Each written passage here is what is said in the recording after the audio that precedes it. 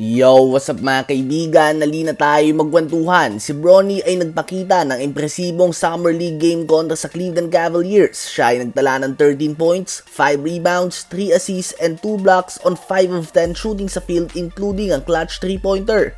Back-to-back games na nga na maganda ang pinapakita ni Bronny matapos sa ulanin ng Batikos ang kanyang unang tatlong laro kung saan naging maalat ang kanyang performance. Napag-usapan nga natin na nahuli ang Finals MVP Jaylen Brown na sinasabi na hindi pa pang professional ang performance si Bronny at pang G-League lang nga daw ito. Subalit makakapasok umano ito sa main Lakers team dahil sa kanyang pangalan. Well, matapos ang dalawang magkasunod na solid performances, si Chet Holmgren nga ng OKC Thunder ay nag-post na mukhang pro na nga daw si Bronny.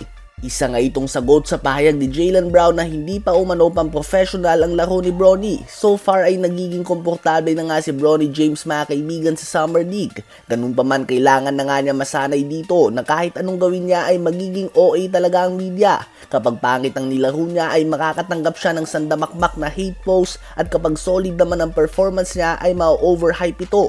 Dahil ang nangyayari ngayon mga kaibigan ay lumilipat nga mga haters ni Lebron kay Bronny. May iba naman na nagsasabi ng totoo subalit ang iba nga ay more on hate na lang talaga ang ginagawa.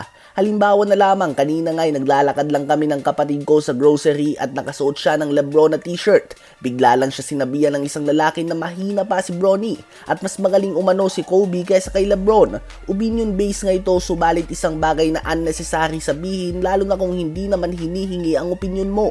Ang nangyayari nga ngayon mga kaibigan, yung mga haters na wala nang masabi kay Lebron dahil patuloy pang umaangat ang kanyang legacy ay pumupunta na ngayon kay Bronny at siya naman ang tinatarget ngayon dahil kung ikukumpara natin ay mas madami ka nga talaga na mapipintas kay Bronny kaysa sa kanyang tatay. Sa mga nagsasabi nga na masyadong maaga pa noon para bigyan siya ng 4 years multi-million guaranteed contract sa Lakers ay sang-ayon ako dito dahil sa kanyang naging laking performance sa kolehiyo kumpara sa ibang mga draft picks or undrafted players. At least subukan man lang muna ito sa Summer League on a basketball standpoint nga ito at hindi business. Ganun pa man kung ngayon nga matapos ang Summer League at binigyan siya ng multi-year guaranteed contract, sa palagay ko nga ay may mga kilay pa din na mapapataas at hindi naman mawawala yon. Subalit mas madami nga nang maiintindihan na ito. Dahil kadalasan nga talaga ang mga second round pick ay dumadaan muna sa Summer League, G-League at mga 10-day contract bago ito mabigyan ng solid talaga na kontrata na multi-year at multi-million pa.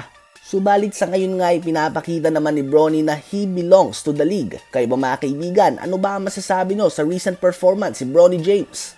Sa palagay nyo ba ay sapat na ang pinapakita niya ngayon upang mabigyan siya ng minuto sa isang lehitimong NBA game? I-comment yan sa baba at aking babasahin yan. Huwag kakalimutan na mag-like, mag-subscribe at i-hit ang notification bell for more updates at kwentuhan. Maraming salamat po.